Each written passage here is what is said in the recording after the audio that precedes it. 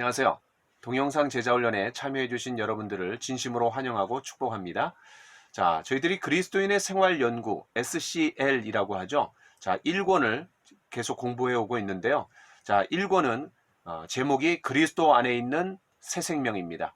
세 과로 구성이 되어 있죠. 제 1과는 예수님은 누구십니까? 예수 그리스도는 누구십니까? 그래서 완전한 인간이시면서 동시에 완전한 하나님이십니다. 라고 대답하는 게 답이죠.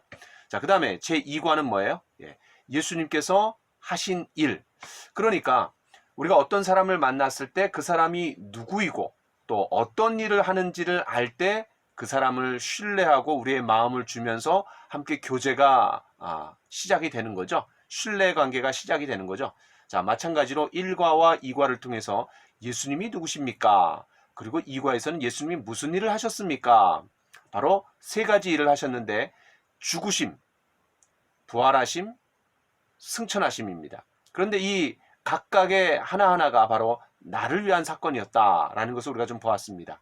자, 그래서 이제 1과와 2과를 통해 저희들이 예수님을 신뢰할 만한 분이시구나 이제 확실히 알았어요. 자, 그러면 어떻게 됩니까? 3과 그리스도 안에 있는 영생. 바로 예수님을 통해서 우리가 관계가 맺어지고 그리고 그 예수님 안에 있는 영원한 생명을 우리가 얻어야 됩니다. 바로 그것이 예수님이 이 땅에 오신 목적이고 또 예수님이 십자가를 죽으시고 부활하시고 승천하신 목적이 바로 우리와의 관계가 이루어지고 예수님 안에 있는 영원한 생명을 우리가 얻어서 그것을 누리면서 그 교제 가운데 풍성한 삶을 사는 것이 하나님께서 우리에게 원하시는 삶이잖아요.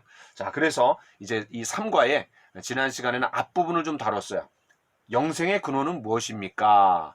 또 어떻게 영생을 얻습니까? 여기까지 이제 다뤘어요. 자, 그렇다면 이제 영생을 소유한 것을 우리가 어떻게 알 수 있습니까? 이 부분을 하면서 마지막 부분을 잘 마무리하도록 그렇게 하겠습니다. 자, 그러면 지난 시간에 했던 내용의 가장 핵심이 뭐냐면 예수님을 영접해야 된다라는 거예요. 그런데 영접 이퀄 뭐죠? 바로 믿음이고 믿음 이퀄 영접입니다. 그러니까 우리가 예수님 믿어야 된다. 그런데 이 믿음이라는 단어가 맹목적인 어떤 믿음도 있을 수 있어요. 왜냐하면 나치당이 히틀러에 대한 그런 맹목적인 믿음으로 독일 국민들이 따랐던 것처럼 어떤 신뢰관계가 있는 게 아니잖아요. 예를 들면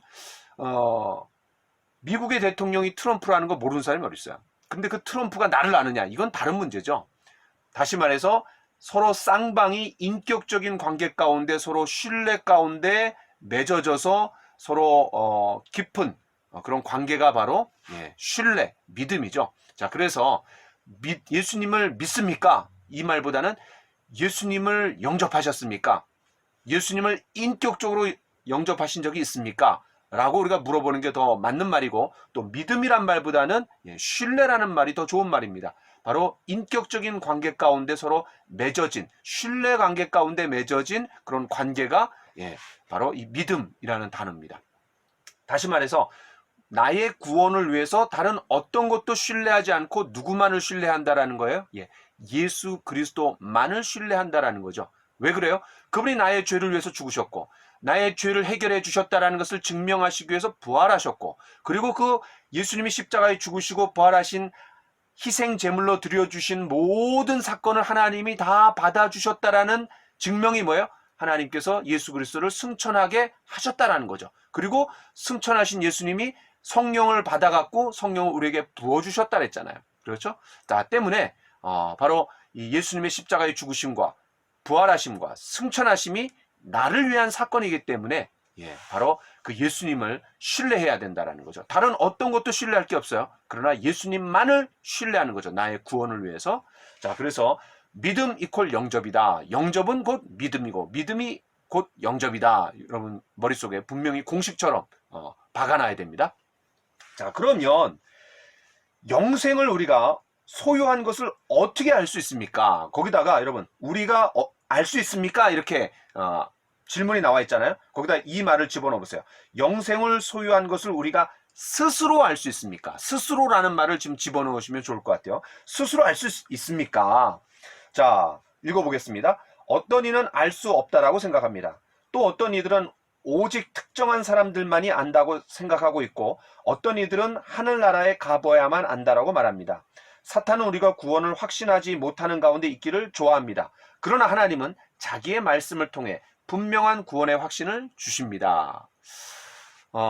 어떤 장로님께 여쭤봤어요. 또 어떤 권사님께 여쭤봤어요. 장로님, 권사님, 만약에 오늘 밤 죽으면 천국에 가실 수 있는 확신이 있으세요? 그랬더니 어떤 장로님이 또 어떤 권사님이 예끼 사람아, 그냥 화를 약 내면서 그걸 내가 어떻게 아나? 그건 하나님만이 아는 거야. 하나님의 영역이야. 내가 어떻게 아나? 나는 이 땅에서 최선을 다해서 열심히 신앙생활하고 최선을 다해서 내가 살 뿐이지 그 내가 구원받았다는 사실을 어떻게 아나? 여러분, 굉장히 겸손한 말 같죠? 굉장히 정말 하나님을 높이는 그런 표현 같죠? 그러나 굉장히 무식한 겁니다. 왜냐하면 하나님께서는 이 땅에 우리가 살면서 내가 구원받았나? 내가 천국에 갈 수 있나? 영생을 내가 소유하고 있나? 불안해하고 또 떨고 의심을 가지고 그렇게 살도록 만드시지 않았어요. 분명히 확신을 하고 이 땅에서 즐기면서 누리면서 살 수 있도록 해주신 게 바로 구원이고 영생입니다. 자, 그런 사실들을 우리가 좀 한번 확인해 보려고 합니다.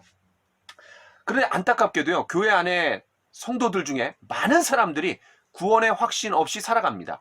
다시 말해서 의심과 불안, 신앙생활 잘하고 있는 것 같을 때는 구원의 확신이 있는 것 같고 그렇지 못하고 좀 죄 가운데 있고 좀 하나님 앞에 죄송할 때는 구원의 확신이 없는 것 같고 왔다리 갔다리 하면서 살아가는 사람들이 너무나 많습니다. 심지어 그리스도인들조차도 그런 사람들이 너무나 많다라는 거예요. 통계에 의하면 예배를 드리고 나오는 사람들을 출구조사했어요. 마치 우리가 국회의원 또 대통령 선거할 때 6시가 딱 되면 출구조사하잖아요. 3개 방송사에서 출구조사하듯이 그런 출구조사를 했대요. 당신은 오늘 밤 죽으면 천국에 갈 수 있습니까? 분명히 구원의 확신이 있습니까? 그런데 놀랍게도 약 7%의 사람만이 구원의 확신이 있다라고 대답했다라는 거예요. 그 말은 뭐냐면 100명의 사람들이 있다. 100명의 사람들이 교회를 다닌다. 그중에 구원의 확신을 갖고 그 신앙생활을 누리고 경험하고 즐기는 사람은 한 7명 정도밖에 되지 않는다라는 거예요. 좀 너무 지나친 그런 통계 자료라고도 저는 생각이 되지만 그렇다고 무시할 수 없는 게 우리가 교회 다녀보면 또 저의 삶만 보더라도 저는 교회를 한 번도 빠진 적이 없어요. 또 성경 퀴즈 대회 하면 늘 1등 했어요. 목사 아들이니까. 저희 집에 있는 책들은요, 만화책도 성경책이에요. 자, 그러니까 그럼에도 불구하고 또 중고등학교 때는 제가 학생회 회장도 했어요. 또 청년회 때는 총무도 했어요. 그런데 대학교 1학년 때까지 구원의 확신이 없었어요. 어떤 사람이 저를 물어봤어요. 설문조사를 하면서 오늘 밤 죽으면 천국에 갈 수 있습니까? 라고 질문했어요. 그때 제가 굉장히 기분 나빠하는 표정으로 그 사람 째려보면서 이렇게 얘기했어요. 우리 아버지가 목사입니다. 목사. 야, 그 얘기는 뭐예요? 나한테 어떻게 이런 질문을 할 수 있냐라는 거예요. 나는 아버지가 목사이기 때문에 당연히 구원의 확신이 있는 거고 천국 간다라는 거예요. 그런데요, 놀라운 건 그 이후에 훨씬 그 이후에 제가 구원받았다라는 사실을 복음을 구체적으로 듣고 구원받았어요. 거듭났어요. 야, 그러니까 얼마나 무식해요. 얼마나 무식해요. 자, 근데 안타깝게도 오늘날에 많은 교회에 있는 사람들이 그런 상태에 있다는 겁니다. 제가 또 그렇고요. 자, 그래서 우리가 어떤 것을 분명한 사실이라는 것을 알면서도 확신하지 못하고 있을 때 불안해합니다. 그렇죠? 마찬가지입니다. 대학 시험에 합격했지만 합격증을 확인하기 전까지는 그런 내가 진정한 기쁨을 누릴 수 없어요. 또 어떤 입사 시험을 봤는데 거기서 합격했다라고 전화가 오거나 또 합격 증서가 나한테 오기 전까지는 불안에 떨 수밖에 없습니다. 마찬가지입니다. 우리가 내가 구원 받았다라는 그런 분명한 확신을 가질 수 있는 근거가 뭐냐? 예, 바로 성경 말씀에 하나님께서 우리에게 다 주셨다라는 거예요. 자, 그런 내용들을 좀 살펴보려고 합니다. 자, 14번. 사도 요한이 그의 첫 서신을 쓰는 목적은 무엇이었습니까? 요한일서 5장 13절. 여러분 잘 아시는 말씀이죠? 내가 하나님의 아들의 이름을 믿는 너희에게 이것을 쓰는 것은 너희로 하여금 너희에게 영생이 있음을 알게 하려 하심이라 그랬어요. 자, 내가 하나님의 아들의 이름을 믿는 너희 누구죠? 예, 예수님을 영접한 사람이죠. 자, 이것을 썼대요. 그럼 이것이 뭐예요? 구체적으로는 요한일서지만 넓게 보면 성경입니다. 그러니까 하나님께서 성경을 기록하신 목적이 뭐라는 거예요? 바로 너희로 하여금 너희에게 영생이 있음을 알게 하려 함이니라. 그러니까 영생이 있다는 것을 느끼게 아니면 나중에 뭐 죽어봐야지, 천국에 가서 확인해야지, 그게 아닙니다. 지금 이 땅에서 예수님을 영접했다라면, 예수님을 내 마음의 구세주와 주님으로 모셔드렸다라면 영생이 있다라는 것을 알도록 해주기 위해서 성경을 기록했다라는 거예요. 자, 그래서 여러분 14번에 이렇게 쓰세요. 말씀을 통해서 스스로 알 수 있다라는 거죠. 말씀을 통해서 스스로 알 수 있다. 그러니까 성경을 하나님께서 우리에게 주신 목적이 뭐예요? 예, 구원을 분명히 확신하고 누리고 즐기며 살 수 있도록 해주시기 위해서 성경을 기록했다라는 거예요. 다시 말해서 이 성경을 기록한 목적 중에 하나가 뭐냐면 구원을 확신하고 살도록 하기 위해서 성경을 기록하셨다라는 말입니다. 또 고린도후서 13장 5절에 이런 말씀이 있어요. 너희가 믿음에 있는가 스스로 확증하라. 그렇지 않으면 너희는 버리운 자니라 그랬어요. 아니, 스스로 확인할 수 있으니까, 확증할 수 있으니까는 이렇게 얘기하는 거죠. 다시 말해서 확증할 수 있기 때문에 스스로 확증하라. 그렇지 않으면 너희는 버리운 자니라. 너희가 믿음에 있는가 스스로 확증하라. 이렇게 얘기했던 거예요. 다시 말해서 우리가 구원받았다라면 구원받은 사실을 분명히 확증하고 확실히 내가 믿고 또 확신하면서 누리면서 살아갈 수 있도록 하나님이 해주셨다라는 겁니다. 자, 그 다음에 이제 15번. 요한복음 3장 18절에서 예수님은 무엇에 대해서 말씀하셨습니까? 그를 믿는 자들에게는 심판받지 않고 그를 믿지 않는 자들에게는 이미 심판을 받았다라고 얘기하는 겁니다. 여러분, 심판받지 않았다라는 증거가 뭡니까? 내가 예수님을 영접하고 심판에서 사면되었다. 심판에서 완전히 생명으로 옮겨졌다라는 그 표시가 뭡니까? 내 안에 기쁨이 있습니다. 내 안에 평강이 있습니다. 그리고 인생의 의미와 목적을 분명히 알고 살아갑니다. 물론 그리스도인도요, 실패할 때도 있고 낙심과 두려움에 빠질 때도 있습니다. 그러나 거기에 계속해서 머무르는 것이 아니라 그를 뚫고 올라가죠. 그리고 빨리 그걸 극복해냅니다. 왜 그래요? 내 안에 진정한 기쁨이 있잖아요. 마음의 평강이 있잖아요. 내가 어디로 가야 될지, 그리고 어디서 왔고 어디를 향해 어떻게 가야 될지 다 알고 있단 말이에요. 다시 말해서 구원의 확신이 있기 때문에, 영원한 생명에 대한 확신이 있기 때문에, 천국에 대한 소망이 있기 때문에 우리가 심판받지 않다라는 것이 뭘로 증명이 되냐면 내 마음의 평강으로, 또 인생의 의미와 목적을 분명히 알고 살아간다라는 측면에서 심판받지 않았다라는 것을 우리가 증명할 수 있습니다. 그럼 반대로 심판을 이미 받았다 그랬어요. 예수 믿지 않는 사람은 이미 심판을 받았고 심판에 머물러 있는 거예요. 그럼 어떻게 합니까? 바로 이 땅에 살면서 불안해합니다. 염려합니다. 그리고 갈등에 차 있습니다. 그리고 죽음에 대한 두려움 가운데 살아갑니다. 이런 모든 것들이 바로 죽음에 이르는 병에 걸린 인간들의 증상이에요. 몸에 병이 있죠. 또 우울증이 있죠. 인생의 의미와 목적을 모른 채 방황하죠. 죽음에 대한 두려움 가운데 있죠. 이런 모든 현상들이 바로 죽음에 이르는 병에 걸렸다라는 하나의 증상들이라는 거예요. 자, 그래서 여러분 15번 옆에는 이렇게 쓰시면 좋을 것 같아요. 믿는 자와 믿지 않는 자의 차이를 볼 때 그렇다라는 거죠. 삶의 어떤 그런 차이점이 분명히 있다라는 겁니다. 이미 예수님 영접하는 자, 영접한 자와 또 영접하지 않고 심판 가운데 있는 자는 차이가 확연하게 있다라는 겁니다. 자, 그 다음 이제 16번. 로마서 8장 35절로 39절에 의하면 무엇이 우리를 그리스도의 사랑에서 끊을 수 있다라고 했습니까? 맞는 답에 밑줄을 치십시오. 아무것도 끊을 수 없다 그랬죠. 자, 그러니까 16번 옆에는 하나님의 영원한 사랑을 볼 때 바로 우리가 영생을 소유한 것을 스스로 알 수 있다라는 겁니다. 자, 그 다음에 이제 17번. 요한복음 10장 27절로 29절에 의하면 누구의 손이 믿는 사람들을 붙들고 계십니까? 여러분, 이건 중요한 구절이니까 한번 제가 찾아서 한번 읽어보겠습니다. 요한복음 10장입니다. 자, 요한복음 10장. 자, 요한복음 10장에 의하면 28절. 내가 그들에게 영생을 주노니 영원히 멸망하지 아니할 것이요 또 그들을 내 손에서 빼앗을 자가 없느니라. 그들을 주신 내 아버지는 만물보다 크심에 아무도 아버지 손에서 빼앗을 수 없느니라. 야, 그러니까 여기 손이라는 단어가 두 번 나와요. 뭐 하나님이 손이 있으시겠어요? 그분은 영적인 분이시잖아요. 영이잖아요. 하나님이 영이시니. 그런데 손이라는 표현을 쓴 거는 우리의 이해 수준에 맞춰갖고 의인화시켜서 이제 말씀하시는 거예요. 자, 우리가 어떤 사람하고 처음 관계가 맺어질 때 어떻게 합니까? 저는 최재성입니다. 그럼 뭐 누구누구입니다. 이러면서 서로 악수를 합니다. 그러니까 서로 악수를 할 때, 통성명을 하면서 악수를 할 때 서로 관계가 맺어지는 거예요. 그런데 여기서도 이제 손이라는 단어가 나왔고 영생을 줄 것이요. 영생과 연관해서 손을 얘기하는 거는 하나님과 우리가 관계가 처음 맺어지는 것이 영원한 생명을 얻을 때잖아요. 그러니까 악수로 표현할 수도 있겠죠. 자, 일반적으로 악수는 이렇게 악수합니다. 그런데 하나님과의 악수는요, 이게 아니라 바로 이렇게 악수한다라는 거예요.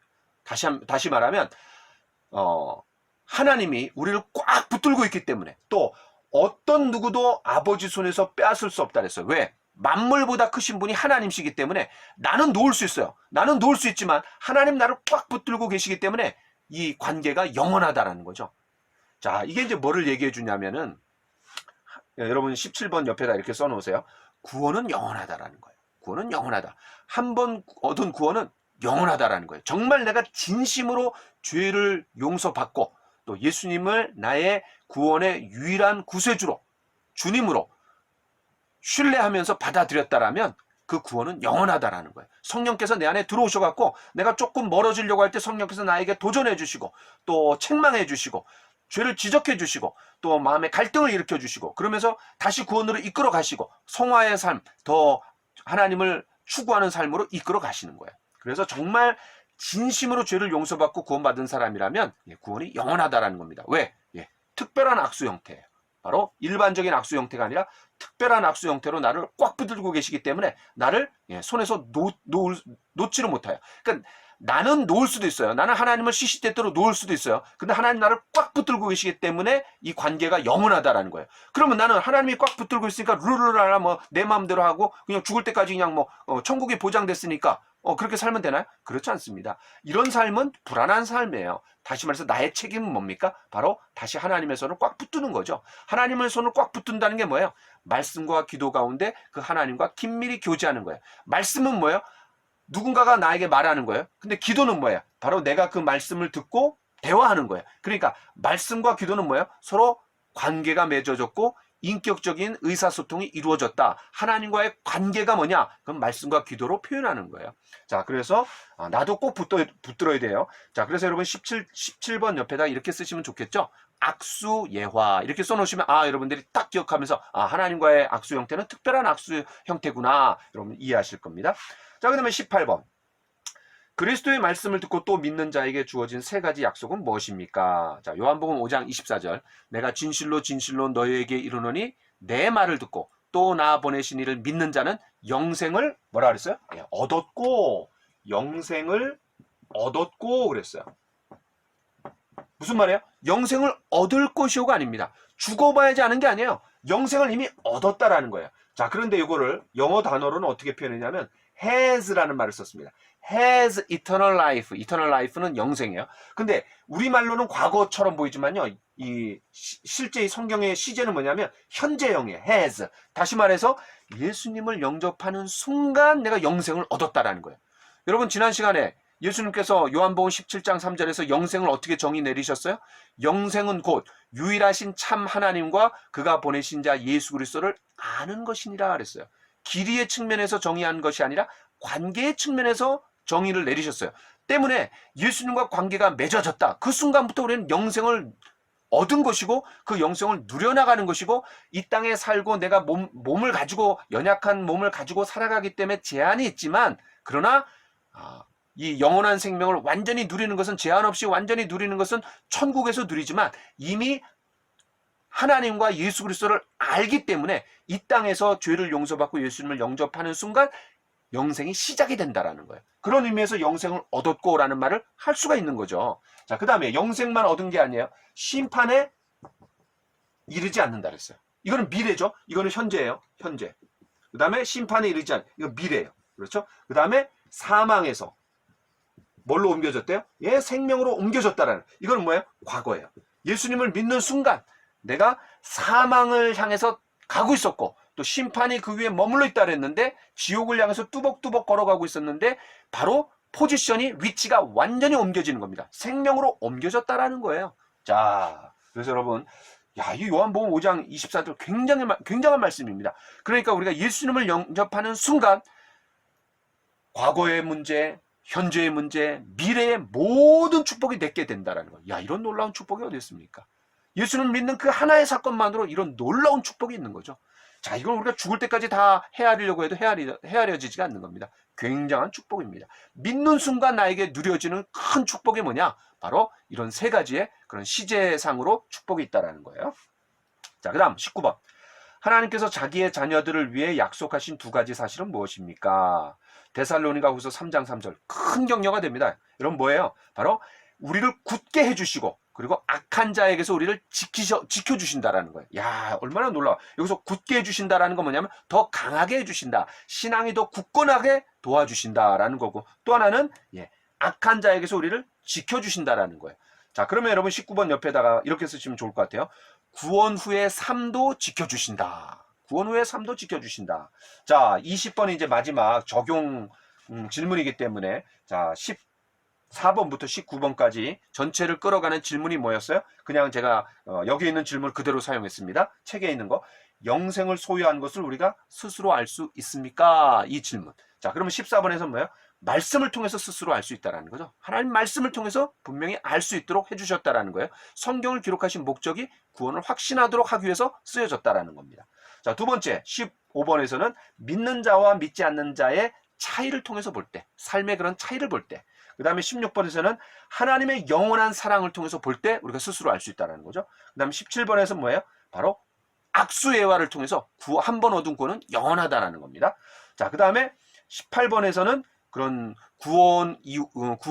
영생을 얻었을 때, 그러니까 예수님을 믿었을 때 누리는 놀라운 축복을 우리가 누리면서 살아갈 때 바로 스스로 구원받은 사실을 알 수 있다는 거예요. 자, 그 다음에 이제 19번에서는 구원 이후의 삶까지도 책임져 주시고 지켜주신다는 거예요. 얼마나 큰 은혜입니까? 자, 여기까지 여러분 잘 정리해 주셨으면 좋겠고, 제가 한 가지 더 좀 설명해 드리고 싶습니다. 뭐냐면은, 자,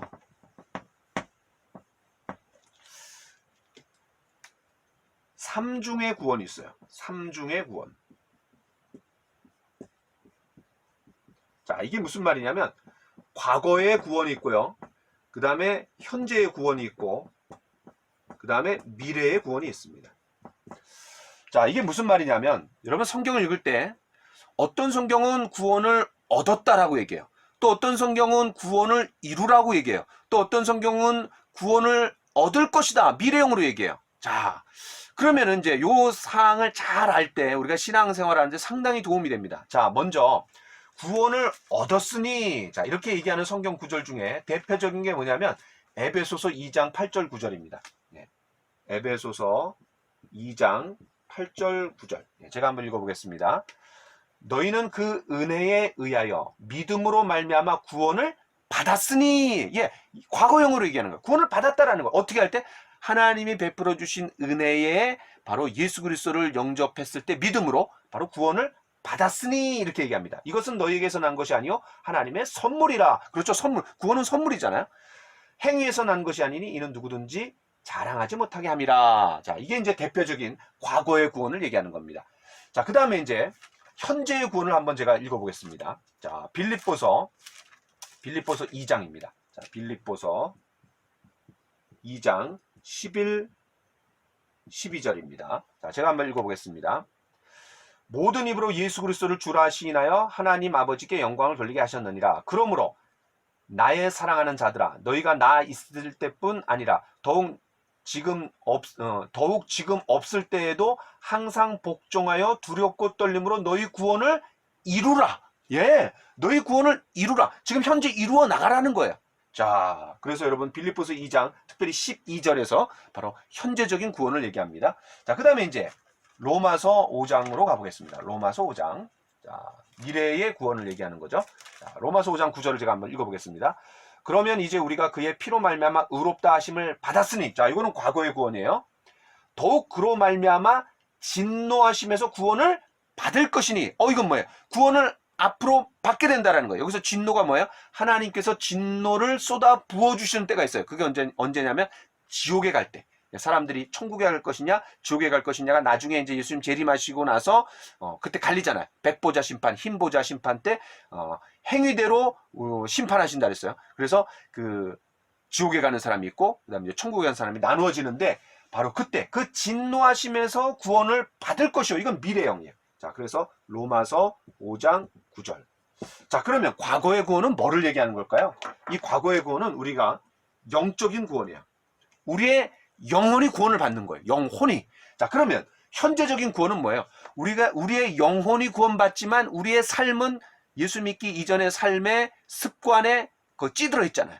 내 사고방식, 또 행동 양식, 이런 것들이 성경적인 삶의 양식이라기보다는 비성경적인 삶의 양식들이 훨씬 더 많잖아요. 그래서 구원을 이루어 나가면서 성화되어 나가라, 예수님을 더 닮아 나가라, 이런 의미죠. 자, 그 때문에 이 현재적인 구원은요, 생활의 구원이라고 얘기할 수 있어요.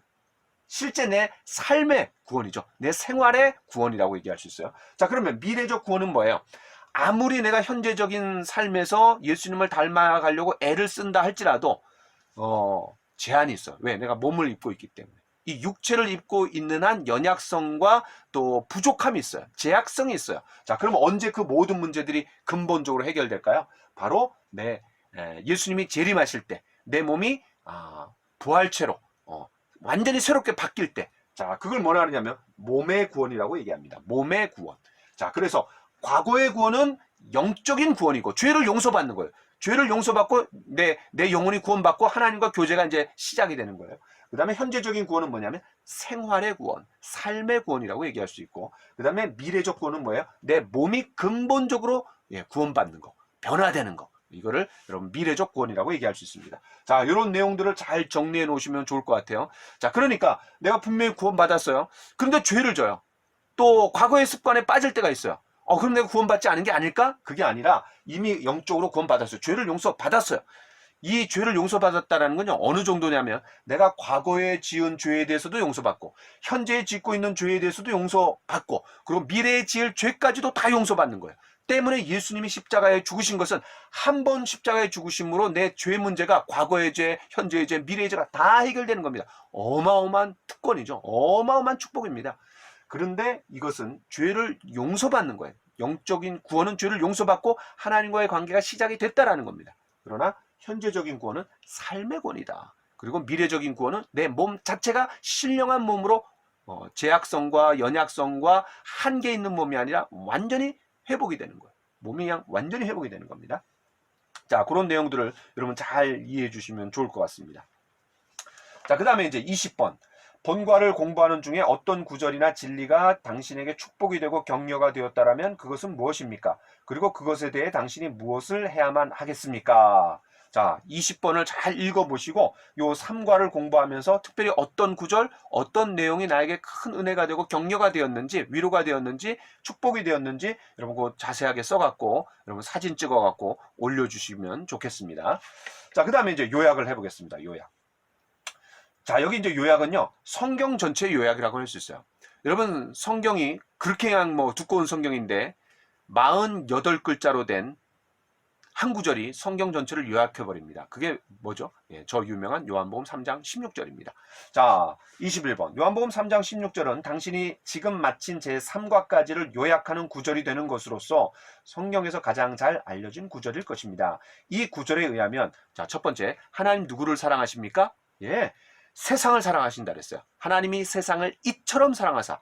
그러니까요, 저는 장로교에서 말하는 거 믿을 수가 없어요. 왜냐하면 구원받을 자를 예정하셨는데 그 구원받을 자만을 사랑하셨다. 이게 아니죠. 모든 사람을 사랑하신 겁니다. 모든 사람이요. 이 세상에는 모든 사람을 사랑하신 거예요. 그 다음에 하나님은 사랑 때문에 무엇을 하셨습니까?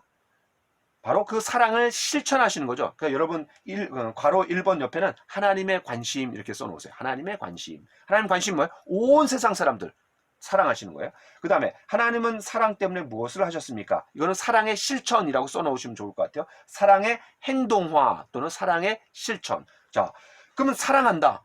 말로만 사랑하면 안 되잖아요. 행함과 진실함으로 하라 그랬어요. 요한일서 3장 18절에. 그러니까 하나님이 어떻게 사랑하신 거예요? 독생자를 주셨다라는 거예요. 독생자를 주셨으니. 독생자라는 말은 뭐예요? 하나밖에 없는 아들이죠. 유일한 거예요. 그러니까 부모에게 하나밖에 없는 아들은 뭐예요? 세상 전체이고 전폭적이고 광대하고 희생헌신적이고 정말 모든 걸 다 갖다 붙인 사랑이 바로 독생자를 주셨다라. 유일한 한 아들을 줬다라는 건 나 자신 전체를 다 준 거랑 똑같잖아요. 자, 독생자를 주셨다. 그 다음에 3번. 하나님이 자기 아들을 주셨다라는 것은 무슨 뜻입니까? 독생자를 주셨으니, 여기서 주셨다라는 건 뭐예요? 죄인된 나를 위해서 십자가에 대신 죽게 내어주셨다라는 거죠. 내어주셨다라는 거예요. 십자가의 죽음으로 내어주셨다라는 거예요. 그러니까 여러분 3번에다 이렇게 쓰면 되겠죠. 죄에 대한 해결책. 죄에 대한 해결책. 자, 그 다음에 이제 4번. 사람이 영생을 어떻게 얻을 수 있습니까? 어떻게 얻어요? 저를 믿는 자마다, 그러니까 믿는 거예요. 신뢰하는 거예요. 영접할 때, 예수님을 영접할 때, 나의 구원을 위해서 예수님만을 의지하고 영접할 때, 신뢰할 때. 자, 그래서 여러분 4번에는 이렇게 책임 쓰면 좋겠죠. 우리의 책임. 그러니까 하나님께서 다 해결책을 주셨는데 그거에 대해서 우리의 반응을 요구하시는 거죠. 우리의 책임. 만약에 이 해결책을 주셨지만 인간이 반응하지 않는다면 아무 소용이 없습니다. 자, 예를 들어서 자, 이게 한 100억짜리라고 한번 해봅시다. 100억. 자, 황금 덩어리예요. 100억이에요. 근데 이거를 제가 어떤 사람에게 선물로 줬습니다. 자, 그러면 그 사람이 감사합니다. 그러고 그냥 받으면 끝나는 거예요. 그러면 자 있게 되는 거예요. 근데 저 사람이 저걸 왜 줄까? 저걸 주는 이유가 뭘까? 나한테 사기를 치는 건 아닐까? 그럼 뭘 요구하려고 하는 거 아닐까? 뭐 꿍꿍이 속에 있는 거 아닐까? 많은 의심을 하면서 안 받으면요, 내게 안 됩니다. 감사합니다. 그리고 받으면 땡이에요. 그럼 내게 되는 겁니다. 근데 그 선물을 줘도 내가 반응하지 않으면, 내가 받아들이지 않으면 내게 될 수 없는 거예요. 마찬가지입니다. 영원한 생명, 그 100억보다 뭐 적겠어요? 이 100억보다 훨씬 큰 의미죠. 그 영생을 하나님이 선물로 주셨어요. 그런데 그것을 내가 감사합니다. 그리고 받아들이면 돼요. 그럼 감사합니다. 받아들이는 게 뭐예요? 예수님을 영접하는 거죠. 바로 예수님을 신뢰하는 거죠. 예수님을 믿는 거죠. 자, 그렇게 하지 않으면 내 것이 될 수 없다라는 거예요. 자, 그래서 예수님을 믿을 때에, 신뢰할 때에, 여러분 민수기 21장에서도 노뱀 사건이 있죠. 예, 노뱀을 쳐다본 자마다 살았다 그랬어요. 그런데 에휴, 저거 뭐 본다고 뭐가 달라지겠어? 내가 지금 뭐 저 위를 쳐다보고 살겠어? 지금 밑에 지금 뱀들이 그냥 울거리는데 밑에 보기도 바빠 죽겠는데 무슨 위를 쳐다봐? 그러면서 안 쳐다보면 아무 의미가 없어요. 근데 노뱀, 자, 노뱀을 왜 쳐다볼 때 살아요? 노뱀은 독이 없어요. 독이 없습니다. 독이 없는 노뱀을 쳐다볼 때 사는 것처럼 예수님 뭐라 그랬어요? 요한복음 3장 14, 15절에서 모세가 광야에서 뱀을 든 것처럼 인자도 들려야 하리니, 그러면서 나를 믿는 자마다 영생을 얻는다 그랬어요. 그러니까 요한복음 3장 16절이 바로 요한복음 3장 14, 15절 민수기 21장의 노뱀 사건을 염두에 두고 나온 말이에요. 그러니까 노뱀은 독이 없는 뱀이에요. 그럼 십자가에 달리신 예수님이에요. 죄가 없으신 예수님이에요. 독이 없는 노뱀을 쳐다볼 때 용서받는 거죠. 낫는 거죠. 병이 낫는 것처럼 죄가 없으신 예수님을 쳐다볼 때, 믿을 때 바로 내가 죄를 용서받는다라는 거죠. 자, 여러분 그런 내용들을 잘 이해하시면 좋을 것 같습니다. 자, 그래서 4번 옆에는 바로 우리의 책임 이렇게 해주시면 돼요. 자, 5번 예수 그리스도를 믿지 않는 사람들은 어떻게 됩니까? 그럼 불신의 결과 이렇게 써놓으면 돼요. 그럼 어떻게 돼요? 예수님을 믿는 자는 멸망하지 않고 예수님을 영접하지 않는 자는 멸망하게 된다 그랬어요. 그러니까 멸망받는다라는 거죠. 멸망받는다. 그러니까 불신의 결과예요. 그러니까 우리가 왜 지옥 가는 줄 아세요? 죄를 지어서 지옥 가는 것도 있지만 더 중요한 거는 하나님의 해결책을 무시했기 때문입니다. 하나님의 해결책을 무시했기 때문에, 하나님의 사랑을 거부했기 때문에요. 하나님께서 모든 사람이 죄를 져갖고 지옥 가는 거 다 알아요.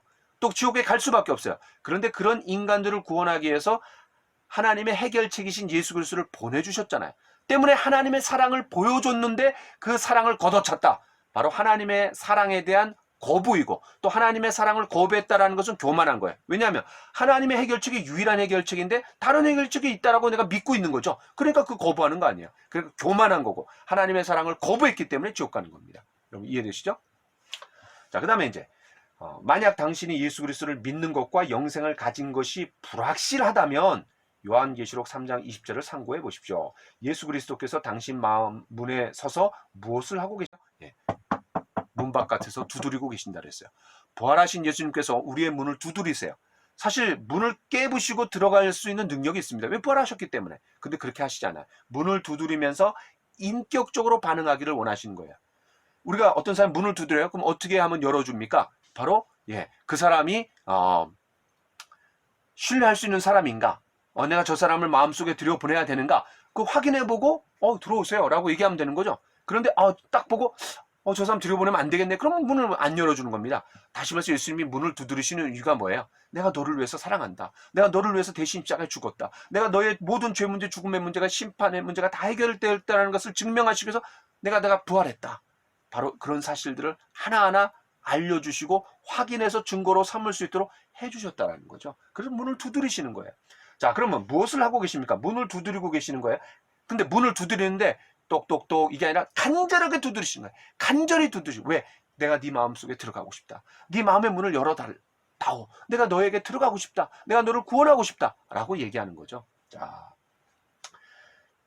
2번. 예수님을 당신의 생애 가운데 들어오시도록 하려면 무엇을 해야 합니까? 어떻게 돼요? 마음의 문을 열고 예수님을 영접해야 되는 거죠. 예, 마음의 문을 열고 예수님 영접해야 되는 거예요. 마음의 문을 연다라는 게 뭐예요? 예, 예수님을 영접하는 거예요. 믿는다라는 거예요. 당신이 이렇게 할 때 예수님께서는 무엇을 하시겠다라고 약속하셨습니까? 두 가지 약속해 주셨죠. 첫 번째는 들어오신다 그랬어요. 볼지어다 내가 문 밖에 서서 두드리노니 누구든지 내 음성을 듣고 문을 열면, 두 가지, 내가 그에게로 들어가, 먼저 들어오신다 그랬어요. 두 번째는 뭐예요? 그와 더불어 먹고 그는 나와 더불어 먹으리라. 함께 교제해 주시겠다라는 거예요. 풍성한 삶으로 인도해 주시겠다라는 거예요. 그러니까 내가 문을 열 때 활짝 열 수도 있어요. 근데 의심반 조금 열 수도 있어요. 근데 그 조금 열 때 예수님 너무나 들어오기를 간절하게 기다리셨기 때문에 그냥 쑥 들어오시는 거예요. 예. 여러분 마태복음 28장에 보면 예수님께서 승천하시는데 그 중에 의심하는 자도 있었다 그랬어요. 야, 저는 굉장히 격려가 돼요. 그렇게 예수님께서 40일 동안 십자가에 죽으시고 부활하셨다는 것을 증명하시고 다 보여주시고 하나님 나라에 대해서 알려주셨는데도 불구하고 의심하는 자가 있었다라는 거예요. 자, 그런 의심하든 말든 상관없이 예수님께서 지상 명령을 주시면서 너희는 가서 모든 족속으로 제자를 삼으라. 그러면서 지상 명령을 주시면서 하늘로 승천하시는 거죠. 자, 이것이 예수 그리스도의 약속임을 주목하십시오. 지금 예수님께서는 당신이 구하면 구주와 주님으로서 당신 마음속에 들어오실 것입니다. 다음과 같은 방법으로 기도하십시오. 자, 예수님을 소개하고 예수님을 영접시킬 때 반드시 포함되는 기도가 여기에 담겨져 있습니다. 첫 번째는 뭐예요? 예수님, 저는 죄인입니다. 자기 죄인이라는 사실을 인정해야 되는 거죠. 그 다음에 저는 예수님께서 하나님의 아들이신 것을 믿으며 저의 죄를 위해서 죽으시고 부활하신 것을 믿습니다. 무슨 말이에요? 예수님이 나를 위한 대속의 주님이시라는 것을 받아들여야 되는 거죠. 그 다음에 지금 저는 예수님께서 저의 모든 죄를 용서해 주시고 구주와 주님으로서 제 마음속에 들어오기를 원합니다. 그렇게 기도해야 되는 거죠. 예수님 영접하는, 구체적인 예수님을 영접하는 기도가 필요한 거죠. 자, 그래서 영접해야 돼요. 자, 그러면 이제 그 날짜와 이름이 있는데 여기다가 여러분께서 지금까지 신앙생활 해오시면서 과거의 어느 때에 내가 죄인이구나. 그리고 이 죄 문제를 내가 스스로 해결할 수 없구나. 근데 이 죄 문제를 해결해 주신 분이 계시구나. 바로 예수님이시구나. 십자가에서 나의 죄, 나의 죽음의 문제, 나의 심판의 문제를 다 해결해 주시구나. 라는 사실을 깨닫고 받아들이면서 너무 감사해갖고 예수님을 마음속에 구세주와 주님으로 영접한 때가 있을 겁니다. 몇 월, 며칠, 몇 시 정확하게 알지는 못하더라도 대략 내가 대학교 1학년 때, 아니면 내가 고등학교 3학년 때, 아니면 내가 청년 시기에 언제 제가 예수님을 영접하고 죄를 용서받은 그 기쁨과 감격을 제가 누린 적이 있습니다. 예수님을 영접한 때, 그 시점을 한번 여러분 구체적으로 날짜와 이름을 한번 써보시기 바랍니다. 대략이라도 여러분 한번 써보셨으면 좋겠어요. 그러니까 요것도 여러분 사진 찍어갖고 올리시면 좋겠습니다. 그러니까 20번 하고 여기 사진 찍어서 올리시면 좋을 것 같아요. 자, 이렇게 기도하셨으면 위에 있는 선에 날짜와 이름을 쓰심으로 그렇게 기도하셨다는 것을 표시해 두십시오. 질문 12번을 복습하시고, 12번이 뭐예요? 요한일서 5장 11, 12절이죠. 요한일서 5장. 아들이 있는 자에게는 생명이 있고 아들이 없는 자에게는 생명이 없느니라. 그거를 복습하시고 당신의 대답에 만족하고 계신지 확인하십시오. 그러니까 이제 우리가 어떤 사람에게 구원을 확신할 수 있도록 또는 복음을 전하기 위해서 이 성경 공부를 할 때 1과 2과를 통해서 예수님을 소개했죠. 그리고 이 3과를 통해 갖고 예수님을 영접하도록 도와줘야 되잖아요. 근데 너무나 감사하게도 그 사람이 예수님을 영접했어요. 자, 그러면 이 사람이 오늘 날짜를 쓸 수 있겠죠. 자, 여러분 그런 취지에서 이게 이제 만들어진 겁니다. 자, 그리스도를 알면 가난한 자도 부유하게 되고 그리스도를 모르면 아무리 부유한 자도 가난하게 된다. 너무 유명한 말이죠. 마가복음 8장 36절에 온 천하를 얻고도 내 생명을 잃으면은 아무 유익이 없다, 의미가 없다, 이런 말씀이 있잖아요. 천하보다 귀한 영혼이다. 우리가 그런 표현을 쓸 때 마가복음 8장 36절을 쓰잖아요. 바로 오늘 읽었던 요 내용하고 일맥상통하는 것 같습니다. 자, 그 다음에 그리스도인의 생활연구 제1권은 당신이 예수 그리스도와 영생을 연구하는 데 도움을 주었습니다. 당신이 배운 진리를 다른 사람에게 전해줄 수 있습니까? 다른 사람에게 이 진리를 명확히 전할 수 있도록 제3과까지 나오는 질문들과 대답들을 주의 깊게 복습하십시오. 그러니까 이 그리스도인의 생활연구 1권 그리스도 안에 있는 새 생명 요거를 잘 준비하면은 잘 여러분들이 마스터하면은 내 걸로 삼으면은 복음을 전하는데 큰 도움이 된다라는 거죠. 자, 이제 마지막입니다. 계속 공부하시면서 다음에 중요점에 주의하십시오. 자, 요 내용을 이제 하면서 마무리 짓겠습니다. 그리스도인 생활을 위한 지침. 왜냐하면 이제 삼과를 통해 갖고 예수님이 영접했잖아요. 그러면 그 이후의 삶을 도와줘야 돼요. 왜냐하면 예수님을 영접하고 구원받은 삶은 끝이 아니라 시작일 뿐이잖아요. 이제 출발선에서 그리스도인의 삶이 시작되었잖아요. 그럼 앞으로 어떻게 살아야 될 것인가 이거를 알려줘야 되는데 그때 바로 이거를 이제 사용하는 거예요. 여러분 예수님을 영접하고 구원받은 사람에게 바로 그때 요거를 알려줘야지 그게 이제 끝까지 가는 겁니다. 예, 나중에 알려주면 안 돼요. 바로 곧 예수님 영접하고 기쁨과 감격 가운데 있을 때 그럼 당신이 어떻게 살아야 되느냐, 당신에게 영원한 구원을 주신 그 주님을 위해서 어떻게 살아야 되느냐라고 그때 딱 집어줘야 되는 거예요. 자, 4가지입니다. 매일 성경을 읽을 거, 거기 성경에다가 동그라미 쳐보세요. 그러면서 뭐라고 쓰냐면은 영의 양식, 영의 양식. 자, 성경은 당신의 영의 양식입니다. 그리스도인으로서 당신의 성장은, 중요한 게 성장이에요. 성장은 하나님의 말씀의 섭취와 적용에 의해 직접적으로 영향을 받습니다. 요한복음이나 마가복음을 읽음으로써 신약 성경부터 시작하기를 권합니다. 성경을 한 장이나 또는 그 이상을 주의 깊게 읽기 위해서 매일 특정한 시간을 정해 두십시오. 제 친구 중에 이제 초등학교 때 야구했던 친구인데요. 지금 이제 횡성 소방소에서 소방관으로 일해요. 근데 그 친구가 이제 성경을 읽는데 제가 어느 날 이렇게 얘기했어요. 야, 성경이 1189장으로 되어 있는데 하루에 4장을 읽으면은 1년 365일 되면은 1독을 한다. 그렇게 얘기해 줬더니 그냥 매일 그냥 4장 이상씩 꼭 읽어요.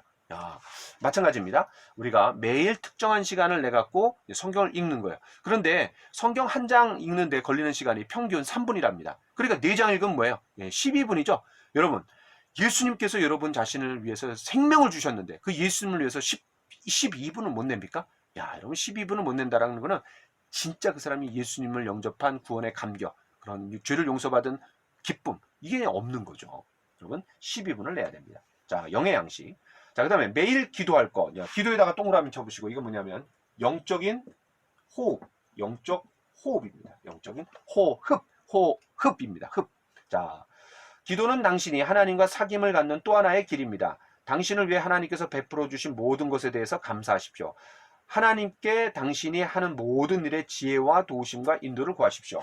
자, 하나님께서 우리에게 성경 말씀을 통해서 말을 걸어오세요. 그럼 우리는 어떻게 돼요? 그 말씀을 듣고 우리가 또 말해야 되죠. 그래야지 서로 쌍방 간의 대화가 이루어지고 인격적인 커뮤니케이션이 이루어지는 거잖아요. 한쪽만 일방적으로 얘기하는 거는 이건 커뮤니케이션, 의사소통이 아닙니다. 하나님께서 말씀하시고 우리는 기도하고 그러면서 서로 의사소통이 일어나야 되는 거예요. 자, 만약에 어떤 사람이 기도를 하지 않는데도 살아요. 왜냐하면 호흡이라 그랬잖아요. 호흡이 끊어지면 죽는 거잖아요. 근데 기도를 안 해요. 호흡을 안 한다는 얘기죠. 근데 어떻게 살아있느냐? 기도를 하지 않는데도 살아있다라는 건 뭐냐면 산소 마스크를 끼고 있는 겁니다. 산소 마스크. 다시 말해서 나를 대신해 갖고 누군가 기도해주고 있는 거예요. 그 힘으로 살아가는 겁니다. 여러분 산소 마스크를 낀 사람이 활력이 있습니까? 기쁨이 있습니까? 거의 뭐 시체나 다름이 없는 거예요. 아무 그냥 미동도 하지 않습니다. 그냥 숨만 깔딱깔딱 그냥 있는 거죠. 그런 식의 신앙생활을 하는 사람이 되게 많습니다. 그러니까 기도하지 않는 사람은요 능력이 없습니다. 활력이 없습니다. 왜? 호흡하지 않기 때문에 그렇죠. 자, 그 다음에 정기적으로 그리스도인의 교제에 참여할 것. 자, 교제에다 동그라미 치시고 이건 영적인 나눔입니다. 영적인 나눔. 자, 다른 그리스도인과 교제를 갖는 것은 꼭 해야 할 일입니다. 그리스도께서 이것을 원하시며 또 당신도 격려와 교훈과 다른 이들을 돕기 위해서 이것이 필요한 것입니다. 여러분, 그리스도인의 삶은요 하나님과 나와의 관계이지만 또 십자가가 뭐예요? 다른 사람들과의 관계예요. 사랑. 하나님 우리를 사랑해 주시죠. 그러면 내가 너희를 사랑한 것 같이 너희도 서로 사랑하라 그랬어요. 그럼 사랑할 대상이 필요한 거죠. 그러니까 사랑과 어떤 격려와 또 다른 사람들을 위로하고 이런 것들이 되려면은요 서로 교제권 안에 있어야 됩니다. 교제권 안에 있을 때 내가 보호되면서 동시에 내가 발견하고 적용하고 실천하기로 원하는 그런 하나님의 명령을 적용할 수 있는 환경이 되는 거죠. 실천할 수 있는 환경이 열리는 거죠. 자, 정기적으로 그리스도인의 교제에 참여할 것. 자, 마지막 그리스도를 증거할 것. 증거에다 동그라미 치시고 이거는 영적인 운동입니다. 여러분 운동하지 않으면 건강하게 살 수가 없어요. 자, 마찬가지입니다. 그리스도인도 우리가 영적인 운동이 필요해요. 복음을 전하는 겁니다. 자, 당신은 말과 행동으로 증거할 수 있습니다. 가정에서, 직장에서 또는 학교에서 당신은 무엇인가 다른 것, 즉 사랑, 인내, 이해가 있어야 됩니다. 그리스도께서 당신을 위해 해주신 것을 다른 사람들에게 말할 수 있는 기회를 얻도록 기도하시고 찾으십시오. 뭔가 다른 게 있어야 된다는 거예요. 그 다름을 통해 갖고 매력을 풍기고 관심을 끌게 해 갖고 질문을 끌어내 갖고 복음을 전하는 거죠. 자, 그래서 여러분 예수님을 영접한 사람에게 반드시 이 네 가지를 알려줘야 된다는 거예요. 첫 번째 뭐예요? 영적인 영의 양식을 매일매일 섭취해야 된다. 그럼 밥 잘 먹는 것이 보약이잖아요. 밥 안 먹으면 매가리가 없습니다. 바로 활력 있게 살 수가 없어요. 그 다음에 두 번째 뭐예요? 기도, 영적인 호흡. 호흡을 잘해야지 또 우리가 호흡을 잘 못한다라면 죽어가고 있다는 뜻입니다. 그렇죠? 그 다음에 세 번째 뭐예요? 영적인 나눔. 바로 다른 그리스도인들하고 정기적으로 나눠야 돼요. 그래서 요한 히브리서 10장에 이런 말씀 있죠. 24, 25절 서로 돌아보아 사랑과 선행을 격려하며 모이기를 패하는 어떤 사람들의 습관과 같이 하지 말고 오직 권하여 그날이 가까움을 볼수록 더욱 그리하라. 그러니까 이미 초대교회 때 바로 이 마귀의 역사 가운데 모이는 것을 패하려고 하는 습관적인 그런 사람들이 있었나 봐요. 그럼 지금 뭐 더 말할 것도 없는 거죠. 그럴수록 우리가 더 교제권 가운데 함께 해야 됩니다.